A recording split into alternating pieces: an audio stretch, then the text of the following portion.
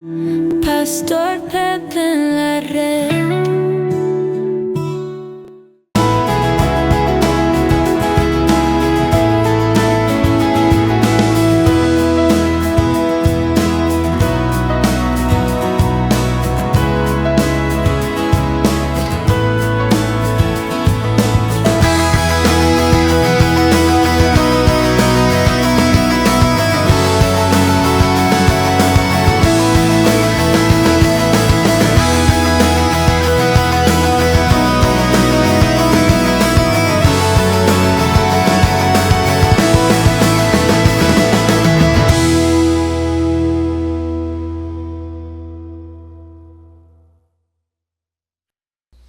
Por favor, acompáñenme a Mateo capítulo 4, por favor. Mateo capítulo 4. Gracias.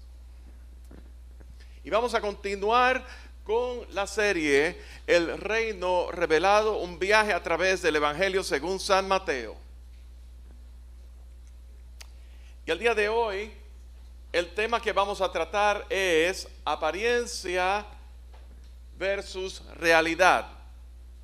Percepción versus realidad. Y el tema que vamos a tocar en el día de hoy, fíjense una cosa, nosotros en nuestra comunidad, y no es una cuestión de nuestra comunidad solamente, es una cuestión de la naturaleza humana, tendemos a crear percepciones, tendemos a crear, saber información a medias, y luego darlas, concretizarlas y darlas como un hecho. Y asimismo, pues lo pasamos adelante y cuando viene a ver, así es como la palabra rumor empieza a correr. Empieza a correr. Y solamente es por una percepción. Esa idea de que percepción se vuelve realidad es algo cierto. Y eso fue un ejercicio que se hizo en una campaña electoral hace más de 40 años. El director de campaña de determinado partido político, él quiso presentar una percepción pública sobre ciertos haberes, sobre ciertas plataformas, pero al mismo tiempo sobre ciertas circunstancias en este país. Y la palabra la frase fue: percepción es realidad. Porque una vez una percepción se concretiza en tus pensamientos, se vuelve una realidad en tu mente. No es que sea una realidad, es que es una realidad en tu mente. Y entonces, Satanás es un experto en el tema de las percepciones. Cuando uno ve un liderazgo múltiple, ¿verdad? Y muchas veces nosotros tendemos a juzgar por las cosas que se ven. ¿Quién es el más activo? ¿Quién es el más callado? ¿Quién es el que más hace esto? El que más las cosas de esas. Tendemos a parcializarnos según vemos, pero no vemos más allá de las cosas porque carecemos. Y en esto la industria publicitaria ha sido una experta en crear esas apariencias. Concretizamos esa percepción en nuestra mente, la hacemos realidad, evaluamos las cosas según esa percepción y cuando viene a ver, nosotros reaccionamos, respondemos, actuamos, tomamos bandos, nos parcializamos de acuerdo a una percepción. Y Satanás es un experto en esas cosas. Y hoy día, en este pasaje de Mateo capítulo 4 versos 1 al 11, vamos a tratar un tema que tiene que ver con la tentación, cuando Jesús fue tentado. Jesús fue tentado. La semana pasada pues cubrimos el tema de cuando Jesús fue bautizado y tratamos el ministerio de Juan. ¿Quién era Juan? Y cómo cuando Jesús fue bautizado, ¿qué fue lo que ocurrió? Algo glorioso ocurrió. Una vez Jesús fue bautizado. Y para beneficio de los que tomaron notas la semana pasada, pues obviamente pues esa parte pues está cubierta en Mateo capítulo 3 versos del 13 al 17, el bautismo de Jesús. En el día de hoy vamos a tratar Mateo 4, del 1 al 11, y vamos a leer todos. Acompáñenme. Leemos. Entonces Jesús fue llevado por el Espíritu al desierto para ser tentado por el diablo. Jesús fue llevado al desierto por el Espíritu para ser tentado por el diablo. Y después de haber ayunado 40 días y 40 noches, tuvo hambre y vino a él el tentador y le dijo: si eres hijo de Dios, di que estas piedras se conviertan en pan. Él respondió y dijo: escrito está, no solo de pan vivirá el hombre, sino de toda palabra que sale de la boca de Dios. Entonces el diablo le llevó a esa santa ciudad y le puso sobre el pináculo del templo y le dijo: si eres hijo de Dios, échate abajo, porque escrito está, a sus ángeles mandará acerca de ti, en sus manos te sostendrá para que no tropieces con tu pie en piedra. Jesús le dijo: escrito está también, no tentarás al Señor tu Dios. Otra vez le llevó el diablo a un monte muy alto y le mostró todos los reinos del mundo y la gloria de ellos. Y le dijo: todo esto te daré si postrado me adorares. Entonces Jesús le dijo: vete, Satanás, porque escrito está, al Señor tu Dios adorarás y a Él solo servirás. El diablo entonces le dejó. Y he aquí, vinieron ángeles y le servían. Y el Señor bendice su palabra. En ese tema de apariencia versus realidad, me recuerda el profeta Isaías en el capítulo 53, verso 2, que dice: le veremos, profetizando mesiánicamente, le veremos más inatractivo para que le deseemos. Le veremos más sin atractivo para que le deseemos. Consideremos eso, meditemos sobre esa profecía mesiánica de Isaías. Consideremos también la secuencia de lo que ocurrió. Tenemos que considerar el tiempo de los hechos en esta lectura. ¿Cuándo fue tentado Jesús? ¿Cuál es la relación entre la tentación con los hechos acaecidos antes de la tentación, que fue el bautismo de Jesús? Consideremos también el reino de Dios y el propósito de Dios. Son tres cosas: el tiempo, cuándo ocurrió todo, la relación tentación y bautismo, y el reino y el propósito de Dios. En Mateo comienza este capítulo diciendo una sola palabra: entonces, que es una secuencia de tiempo. Entonces Jesús fue llevado por el Espíritu. Entonces, cuando dice entonces, algo ocurrió.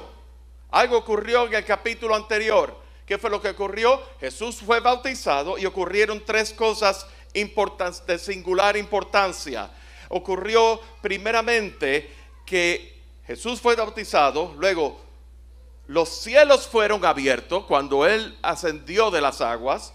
Número 2, vio al Espíritu de Dios que descendía como paloma y venía sobre Él. O sea, el Espíritu posó sobre Jesús. El Espíritu Santo posó sobre Jesús. Y tercero, hubo una voz de los cielos que decía: este es mi Hijo amado en quien tengo complacencia. Con eso cierra el capítulo 3 y comienza el capítulo 4 diciendo: entonces Jesús fue llevado. ¿Por quién? Por el Espíritu. Fíjense una cosa, el apóstol en el Evangelio según San Lucas dice: y Jesús, lleno del Espíritu Santo, volvió del Jordán y fue llevado al desierto. como que da más detalles ahí, ¿verdad? Aconteció esto y Jesús, lleno del Espíritu Santo.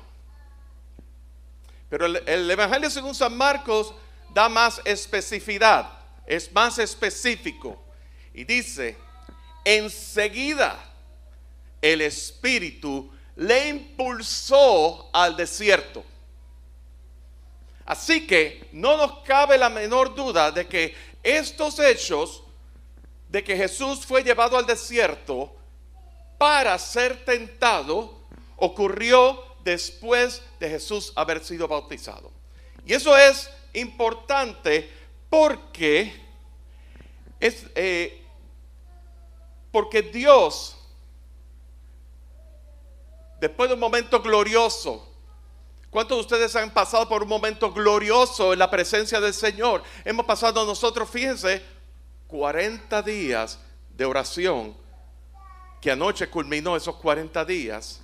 Y fue un tiempo que tuvimos todos como iglesia, experimentamos la presencia del Señor, experimentamos un gozo inefable, experimentamos la gracia de Dios extendida, experimentamos milagros,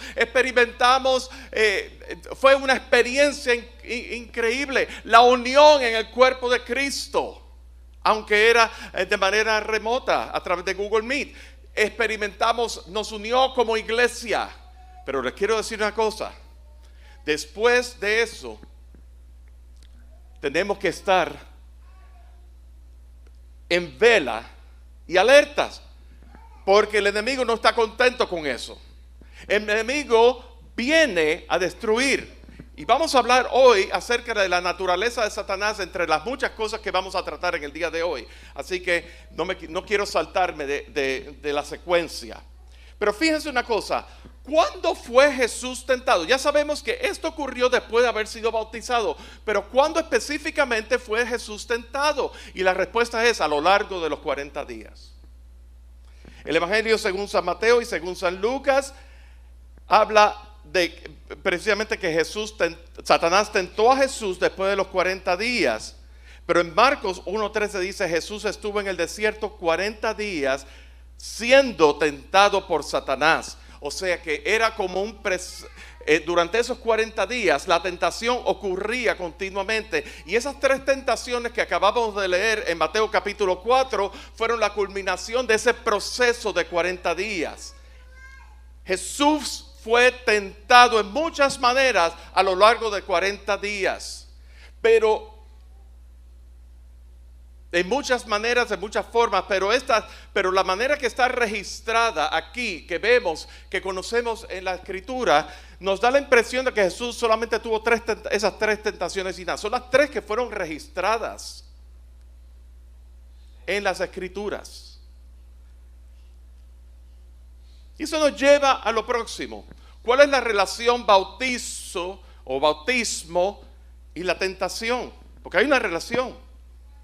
Fíjense, las tentaciones que están, según las hemos visto aquí en este pasaje, son todas mesiánicas. Son todas que tienen que ver con la misión de Jesús como el Mesías. Fíjense lo que ocurrió en el bautismo. Fue ungido por el Espíritu Santo. La voz de Dios, este es mi Hijo amado. Este es mi Hijo amado. Él fue ratificado, Él fue afirmado como Hijo de Dios. ¿Verdad? Y eso me recuerda en el Salmo 2 que habla de honrar al Hijo, ¿verdad? Y habla del reino del Rey que ha sido ungido. Salmo capítulo 2, para beneficio de los que estén tomando notas. Pero Isaías capítulo 42 también habla del siervo sufriente. Mientras que la tentación trata con la naturaleza, escuchen bien esto, del reino de Dios. Y aquí es donde está la médula del mensaje que queremos tratar. Apariencia versus realidad. ¿Es ese reino de Dios terrenal? En otras palabras, ese es un reino, esto es una pregunta para que meditemos. ¿Es el reino de Dios un reino basado en poder militar, donde se ratifica y se reaviva la gloria del reino davídico de una manera pública, rimbombante y espectacular, o es un reino espiritual por medio del sufrimiento o la muerte. Porque fíjense una cosa, que Satanás tienta a Jesús con tres cosas. Primero con pan, segundo con milagros, y tercero con el reino mismo. Todo esto te daré. Consideremos lo siguiente: a través de las Escrituras, el reino de Dios y el propósito de Dios, ¿verdad? Desde el mismo principio, desde antes de la fundación del mundo, Dios se propuso en sí mismo establecer su reino.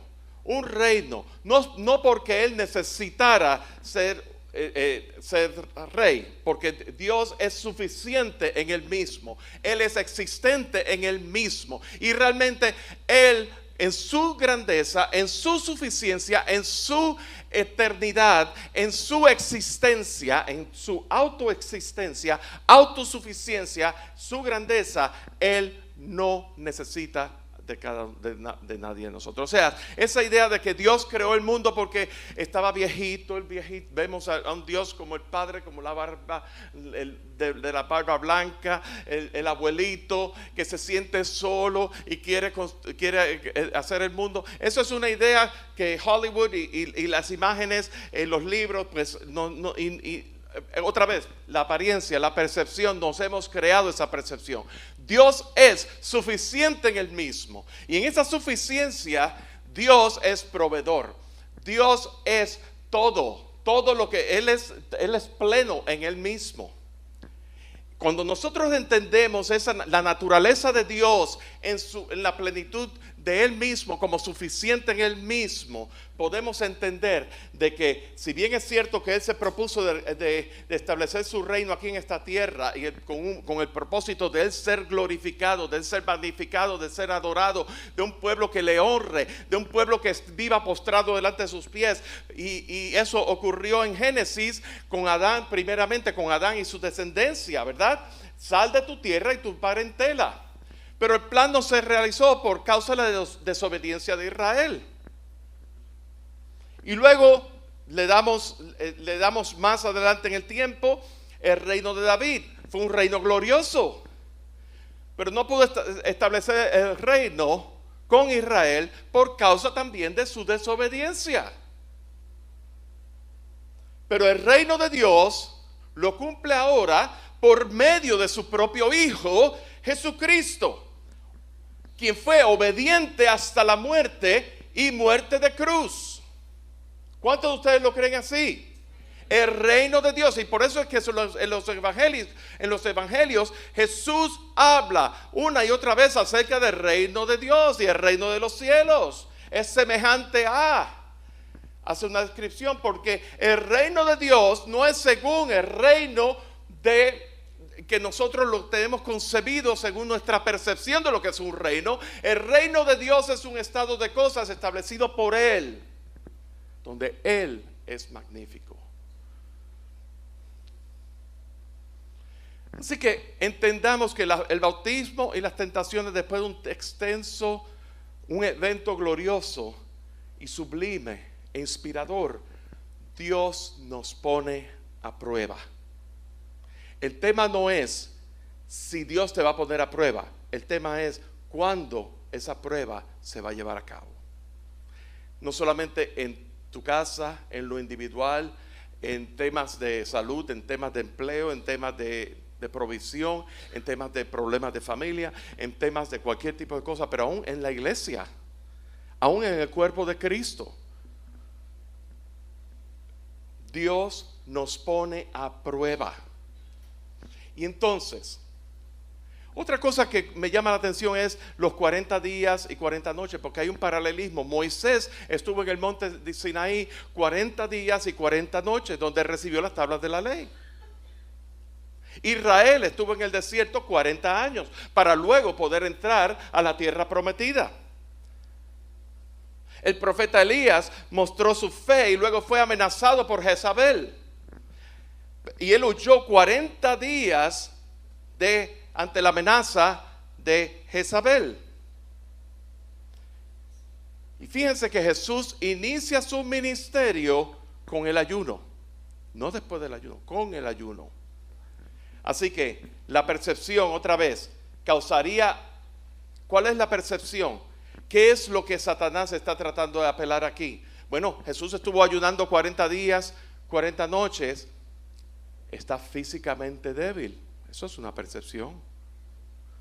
El ayuno de 40 días, 40 noches causaría hambre. Pero ¿qué Jesús hacía? Estaba en comunión con el Padre, en oración, en reflexión, siendo uno con Él, siendo fortalecido. Gloria al Señor. Bendito el Señor. Si vamos a Santiago capítulo 1 verso 13, ¿verdad? En la epístola de Santiago nos habla acerca de tentación. Cuando alguno es tentado, no diga que es tentado de parte de Dios, porque Dios no puede ser tentado por el mal, ni Él tienta a nadie. Entonces la pregunta es, ¿Jesús fue llevado al desierto por el Espíritu? ¿Quién lo llevó? El Espíritu. Para ser tentado. Queremos considerar esa palabra, tentado. Porque cuando vamos al original griego, la palabra tentado significa pierazo. Digan todos, pierazo. Pierazo. Es griego, suena, lo estoy diciendo como lo dirían un italiano, pierazo. Pero es pierazo. Y pierazo tiene dos significados. Uno es probar o examinar y el otro es tentar. Entonces, ¿cómo vamos? Cuando vemos esas dos cosas, esos dos significados, en el original está la palabra pierazo. Y Jesús fue llevado por el Espíritu para ser tentado. ¿Qué es lo que quiere decir ahí? En nuestra traducción dice para ser tentado. Estoy hablando de la Reina Valera. ¿Qué significa probar o examinar? Es probar, significa probar para hacer caer en pecado. Eso significa probar, pierazo. O significa probar para demostrar el carácter de uno. Porque cuando lo vemos en esa perspectiva, Satanás siempre tienta con la intención de hacer caer y destruir. Pero Dios siempre prueba con la intención de fortalecer y comprobar nuestra fe. Recuerden el capítulo número 1 de Primera de Pedro, cuando el apóstol Pedro está hablando de que si fuera necesario que sean afligidos en diversas pruebas, para que vuestra fe, que es mucho más preciosa que el oro, el cual perecedero se prueba con fuego, sea hallada en alabanza, gloria y honra cuando Jesucristo sea manifiesto. Eso es prueba de fe, de aflicción a través de las pruebas. Cuando en Santiago dice que alguno es tentado, no diga que es tentado de parte de Dios, porque Dios no puede ser tentado por el mal, ni Él tienta a nadie. ¿Saben? Satanás tentó a Job con la intención de hacerle caer, pero Dios probó a Job para demostrar la fe de Job, y en esto nunca pecó. Y Job pudo declarar en medio de su aflicción: yo sé que mi Redentor vive. Porque la prueba depura nuestra fe. La prueba purifica nuestra fe. Así como el oro es purificado, la prueba purifica nuestra fe. Eva Eva es mi esposa. Eva en Génesis fue tentada hubo tres áreas de prueba. Primero, el árbol que fue bueno para comer, el apetito. Número 2, lo hermoso, la apariencia, el árbol atractivo para la vista. Y número 3, el deseo espiritual, el árbol codiciable para alcanzar la sabiduría. ¿Cómo tienta Satanás? Satanás tienta con cosas buenas y necesarias, pero con todos los métodos son totalmente ilegítimos. Jesús fue llevado por el Espíritu al desierto para ser pierazo, probado desde el punto de vista de Dios, pero tentado desde el punto de vista de Satanás. Parte del plan de Dios para establecer su reino fue que Jesús fue llevado por el Espíritu. Por eso Jesús oraba en Juan 17, si fuera posible, pase de mí esta copa, pero no se haga mi voluntad sino la tuya. Jesús no puso resistencia. Jesús se sometió al propósito de Dios con humildad. Pero tenemos que entender cuál es la naturaleza de Satanás. Y voy a ir bien rápido para entonces ir con cada uno de los 3 aspectos de las tentaciones de Jesús. Satanás y su naturaleza. Por primera vez, Mateo, lo presenta en este capítulo utilizando 3 términos, 3 terminologías, 3 nombres para referirse a una misma persona. Fíjense, en el versículo 1 habla del diablo. En el versículo 3 se refiere como el tentador. Y el versículo 10 se refiere como Satanás. Pero ¿cuáles son las facultades de Satanás? Porque muchas veces nos han metido en la idea, y sobre todo hay un autor muy famoso que habla acerca de Rod Bell, que habla sobre el infierno y habla sobre Satanás, y lo asocia con una mera influencia impersonal. O sea, como que Satanás en sí no existe. Satanás es una influencia. O sea, son decisiones que nosotros tomamos, malas decisiones que tenemos que vivir nuestras consecuencias. Así es como el mundo lo proyecta. Pero a través de las Escrituras vemos que el diablo actúa en nuestro medio hoy día y actúa a través de toda la Escritura. El diablo tiene facultades personales, Satanás, y están presentados a través de toda la Biblia. Lo podemos ver, el diablo piensa, tiene propósito, planifica, tiene poder, tiene un poder limitado, debo decir, y lleva a cabo sus propósitos. Él maquina.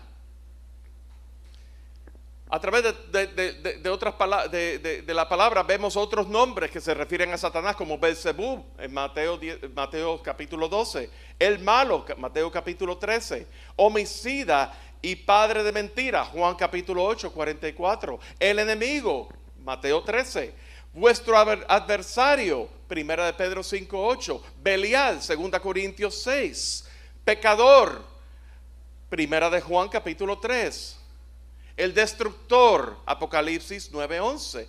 Otros nombres que aparecen en la Escritura es calumniador, acusador, falso. Pero ¿cómo se presenta Satanás? Satanás nunca presenta su naturaleza malvada. Satanás es bien sutil. Segunda Corintios 11 dice, disfrazado como ángel de luz. De manera que Satanás, cuando veamos aquí las 3 tentaciones que están registradas en este pasaje, vamos a ver la sutileza de Satanás y cómo Jesús responde. Primero, capítulo 4, versos 3 y 4. Vino a él el tentador y le dijo, si eres hijo de Dios, di que estas piedras se conviertan en pan. Él respondió y dijo, escrito está, no solo de pan vivirá el hombre, sino de toda palabra que sale de la boca de Dios. Fíjense que lo primero que dice es, si eres hijo de Dios. ¿Recuerdan qué fue lo que pasó en el capítulo 3?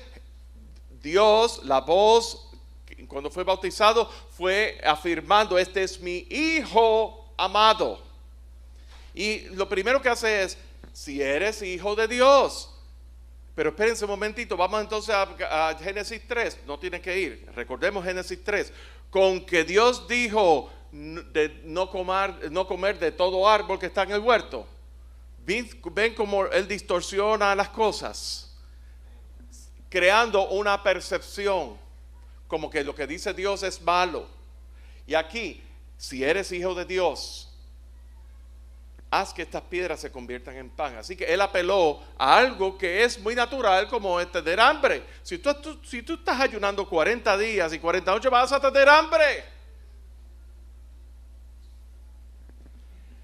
Pero la intención era llevar a Jesús a desconfiar de la bondad y provisión de aquel que es suficiente en Él mismo, de aquel que es eterno, de aquel que es existente en Él mismo. Y el Padre, ¿verdad? Recuerda que Jesús está aquí en su condición de hombre, pero Él nunca dejó de ser Dios tampoco. Desafiar la bondad y provisión de su Padre y comenzar un reino en base a comida milagrosa. ¿Ustedes se imaginan esto? Ustedes se imaginan, haz que estas piedras se conviertan en pan. Y de repente, aquí viene Jesús convirtiendo en pan estas piedras. Abracadabra, pan, y convierte en pan las piedras. Un espectáculo. Así, comenzar un reino en base a comida milagrosa. Pero Jesús afirmó su confianza en la bondad de su Padre en todo tiempo.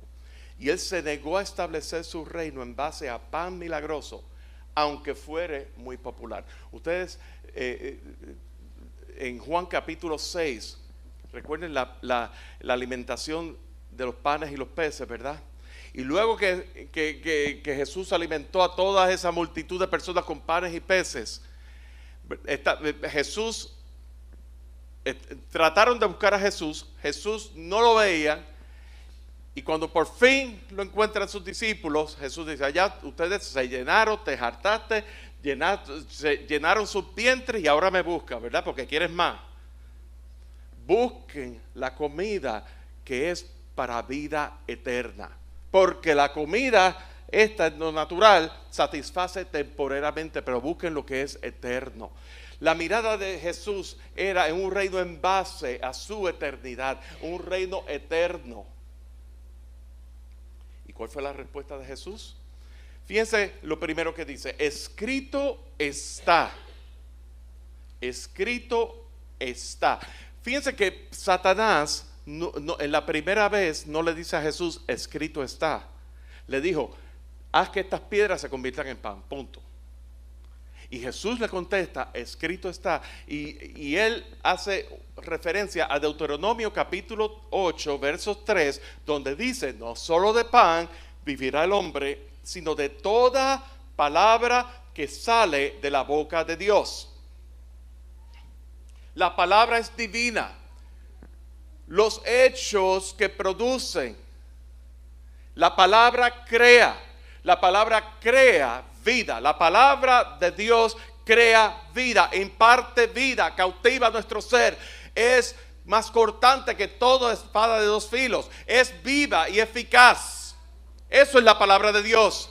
Y esa es la palabra que vino a nuestros corazones por la declaración del glorioso evangelio, tocó nuestros corazones y entonces cautivó nuestro ser y penetró lo más profundo, mostró nuestra necesidad, mostró nuestra debilidad, mostró esas áreas de nuestra vida por las cuales nosotros necesitamos rendir a Dios completamente. Eso es la eficacia de la palabra.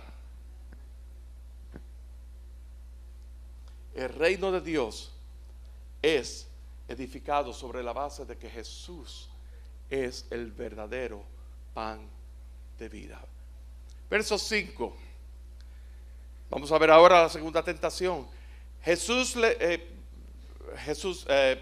5 dice, entonces el diablo le llevó a la santa ciudad y le puso sobre el pináculo del templo y le dijo: si eres hijo de Dios, échate abajo, porque escrito está. Fíjense que ahora esta vez le dice: escrito está. ¿Tú te crees que tú solamente sabes la escritura? Yo también la sé. Escrito está. Escrito está: a sus ángeles mandará acerca de ti, y en sus manos te sostendrán, para que no tropieces con tu pie en piedra. Y ahí termina Satanás citando. Pero fíjense una cosa. Satanás ahí está citando el Salmo 91. Y fíjense lo que dice el Salmo 91. Omite una parte. Omite la segunda parte del versículo 11 y 12. Y fíjense lo que dice: pues a tus ángeles mandará acerca de ti, que te guarden en todos tus caminos. Lo que significa, no es que si tú te echas abajo van a venir los ángeles a salvarte.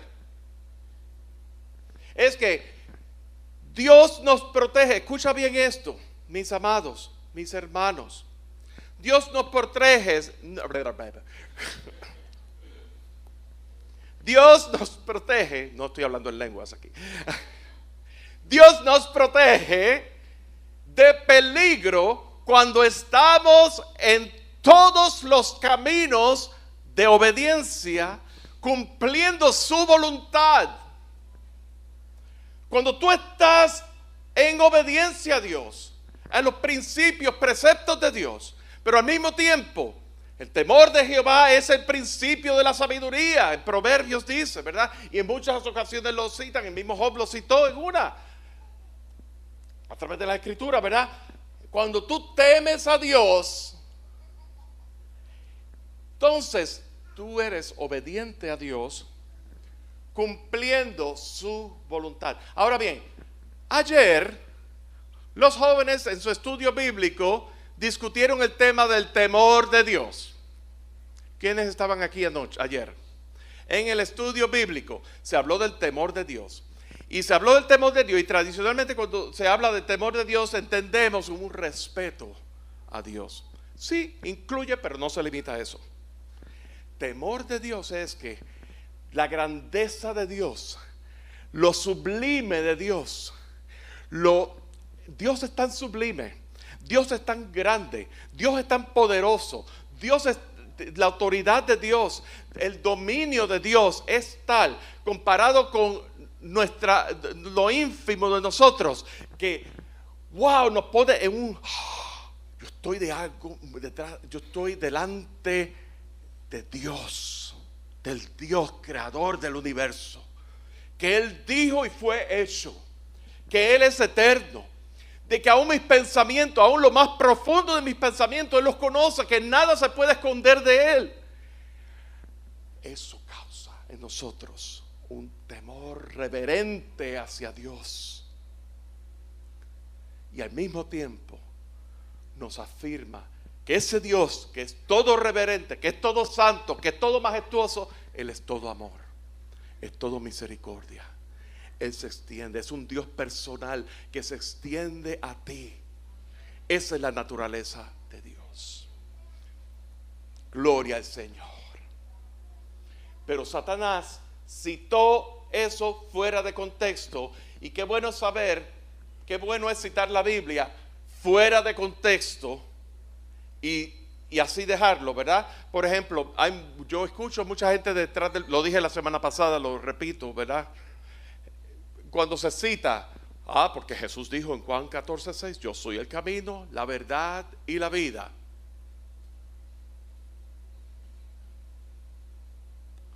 Y lo dejan ahí. Y el que lo escucha, que no lee la Escritura, piensa, bueno, Jesús es el camino, la verdad y la vida. Pero hay muchos caminos hacia Dios. Todos los caminos llevan a Dios. Si yo quiero ir a Statesville, yo puedo tomar Old Statesville Road, o puedo tomar la I-77, o puedo irme hasta Denver y tomar la 150 y llego a Statesville. todos los caminos, así mismo, todos los caminos. Esa analogía me la han dado tantas veces. Pero Jesús dijo algo que no todos lo citan. Yo soy el camino, yo soy la verdad y yo soy la vida. Es en singular, no es un camino, una verdad y una vida. Es el camino, la verdad y la vida. Nadie viene al Padre si no es por mí. El camino es angosto, más ancho es el camino a la perdición. Entonces, eso me habla de exclusividad. ¿Tú me entiendes? Por eso es que hay que leer las Escrituras. Por eso no solamente es suficiente con ir a tomar clases y todas esas cosas. No. Es bueno tomar clases, por supuesto que sí. Pero usted tiene que hacer su tarea. Usted tiene que leer la Escritura. Y entonces, fíjense una cosa. Fíjense la respuesta de Jesús otra vez con la palabra. Citando ahora a Deuteronomio capítulo 6, verso 16. Jesús le dijo, verso 7, escrito está también, no tentarás al Señor tu Dios. El amor y confianza de parte del Hijo se demuestra en sometimiento, en obediencia, en fidelidad al Padre. No en base a demandas de ponerse en una situación peligrosa al vacío solamente. El reino de Dios es edificado sobre las palabras de Jesús. Mis palabras son espíritu y vida. Jesús se negó a iniciar su reino con métodos ilegítimos y espectaculares. Lo primero, las piedras volviéndose pan. Lo segundo, te tiras por el precipicio. Y fíjense una cosa que interesante. Dice que me llama la atención a dónde fue que Satanás llevó a Jesús. Satanás no lo llevó al muelle de la calle de la esquina con vista al mar. No. Él lo llevó al pináculo. Fíjense, lo llevó a la santa ciudad y le puso sobre el pináculo del templo, en un lugar alto. En ese lugar alto, ¿qué es lo que ocurre? Ese lugar alto que es donde todo Jerusalén podía verse y donde usualmente el sacerdote se levantaba por la mañana y desde el pináculo podía ver cuando era la primera hora del día para entonces hacer su primer sacrificio del día. Eso era lo que ocurría ahí. Y ahí fue donde Satanás llevó a Jesús. Así que vamos a poner las cosas en un contexto. Cuando el sacerdote sube al pináculo por la mañana para dar aviso de que es la primera hora ya, de que el sol salió, es la primera hora ya del día, ya comenzó el día para hacer sacrificio del día, tiene audiencia, ¿verdad? La gente está pendiente, especialmente los sacerdotes. Cuando Satanás le dice a Jesús, échate abajo, porque escrito está, los ángeles te salvarán, ¿verdad? Te socorrerán. Eso es como delante de audiencia, delante de una audiencia pública. Pero Jesús, esos métodos logran acumular curiosos, pero pronto esos seguidores abandonan, ponen duda y no tiene permanencia. Recuerden una cosa, lo que Jesús dijo en Juan capítulo 6, 66, ¿verdad? Después de haber dicho que el espíritu es el que da vida, que la carne para nada aprovecha, que mis palabras son espíritu y vida, y Jesús se identificó, algunos de ustedes no creen y algunos de ustedes me van a entregar a mí, y por eso yo he dicho que ninguno puede venir a mí si el Padre no le trajere. El versículo 66 de Juan capítulo 6 dice, desde entonces muchos de sus discípulos volvieron atrás y ya no andaban con él. Saben, si alguno quiere ir en pos de mí, ese es el reino de Dios, ir en pos de Cristo. Niéguese a sí mismo, tome su cruz y sígame. No es una cosa de apariencia, no es una cosa de percepción de popularidad. es un llamado a morir, a identificarnos con la muerte de Cristo y tras su muerte, su resurrección. Cuán glorioso es saber que Jesús al tercer día resucitó y fue vindicado. Todas esas culpas, fue vindicado y fue declarado inocente. Versículo 8. Observemos una cosa. Versículo 8. Otra vez le llevó el diablo a un monte muy alto y le mostró todos los reinos ¿de quién? Del mundo y la gloria de ellos. Y le dijo: todo esto te daré si postrado me adorares. Fíjense, observamos una cosa. Dice que le ofreció Satanás a Jesús todos los reinos del mundo. Dios le había cedido a Satanás un poder limitado sobre el mundo. Por eso que Jesús dijo: en el mundo tendréis aflicción, mas confiad, yo he vencido al mundo. En Juan capítulo 12, en Juan capítulo 14, en Juan capítulo 16, en Efesios capítulo 12 se refiere a Satanás como el príncipe de este mundo. Así que ¿cuál fue la tentación a Jesús? Hacer que Jesús adore a Satanás a cambio del poder limitado que Satanás tenía sobre el mundo. Fíjense una cosa. Leemos Salmo 24: de Jehová es la tierra y toda su plenitud, el mundo y todo lo que ellos hay, le pertenece a él. En esencia, Satanás le estaba dando a Jesús algo que era inferior a lo que Jesús ya poseía, que ya era de él. Pero esa es la astucia con que nosotros caemos muchas veces en las artimañas del error. Gloria al Señor. ¿Cuál fue la respuesta de Jesús? Verso 9, verso 10. Entonces Jesús le dijo: vete, Satanás, porque escrito está: al Señor tu Dios adorarás y a Él solo servirás. Otra vez, Deuteronomio capítulo 6, verso 13. ¿Cuál es el mensaje a nosotros aquí? Porque Jesús habló con autoridad la palabra. La palabra que fue inspirada por la misma esencia inalterable, ese mismo verbo de vida que era con Dios y era Dios y vino a este mundo en forma humana, pero en sí era la misma esencia inalterable de Dios Padre, Dios Espíritu Santo, porque los tres son uno, un solo Dios. Así que Él mismo fue la fuente, el verbo de vida fue la fuente de toda inspiración. Y por eso es que Él conocía la Escritura, decía: escrito está, lo podía decir con autoridad, porque Él fue quien la inspiró.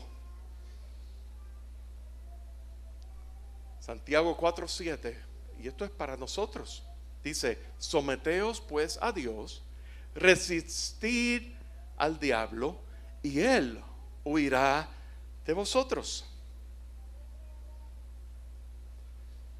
De manera que, y ya concluyendo, fíjense qué es lo que ocurre aquí. Cuando eso ocurre: someteos a Dios, resistir al diablo y Él huirá de vosotros. Jesús dio ese ejemplo, vino en obediencia a Dios, Él se sometió a la autoridad de Dios, Él fue llevado por el Espíritu al desierto, Él se sometió con toda humildad y no resistió.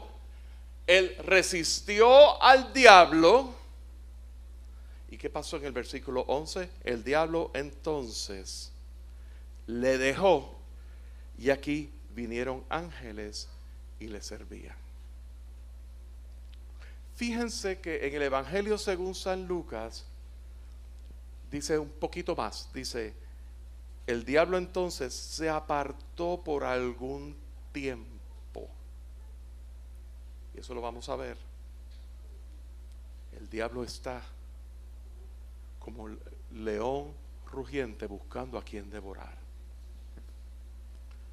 El reino de Dios, finalizando y resumiendo, se establece sobre las bases de Jesús, el verdadero pan de vida. Las palabras de Jesús son espíritu y vida. Se establece sobre las bases de la singularidad divina de Dios. No hay otro Dios, no hay otro fuera de Él. Él es el único y sabio Dios, Pablo decía, escribió a Timoteo. La singularidad de Dios y en la autoridad de Dios. Sobre eso, sobre esas bases. No es sobre las bases de una apariencia hueca, temporal, una gloria visible. No, al menos no en este tiempo. Pero sí le puedo decir como una antesala.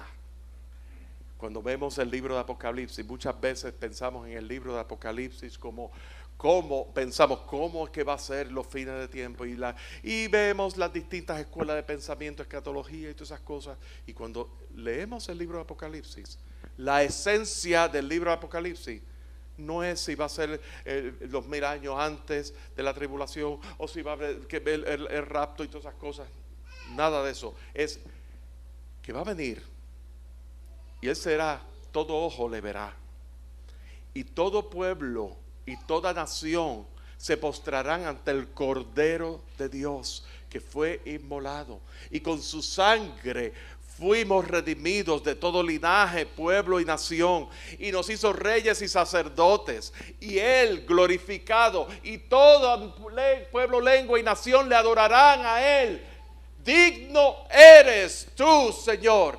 Digno eres de recibir gloria, honra y poder, porque tú creaste todas las cosas y todas fueron creadas por ti para tu gloria y honra.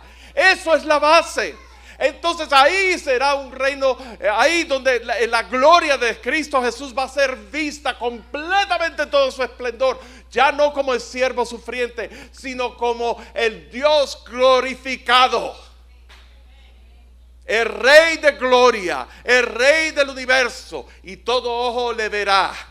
Fíjense que Satanás le ofreció audiencia y popularidad, y todos queremos audiencia y popularidad, pero en Cristo Jesús estamos completos, estamos plenos en Él. Y la pregunta que tenemos que hacernos es, ya reflexionando mientras los músicos pasan adelante, es: ¿qué te atrae a Jesús? ¿Qué te mueve a servirle? ¿Su reino? ¿La apariencia de su reino? ¿Lo que te han vendido?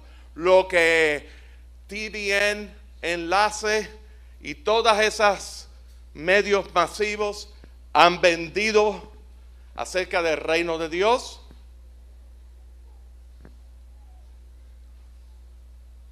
¿Reconocimiento? ¿Popularidad? ¿Necesidades? ¿O la esencia inalterable de Cristo Jesús? La persona de Él. De que Él, siendo Dios, se hizo hombre.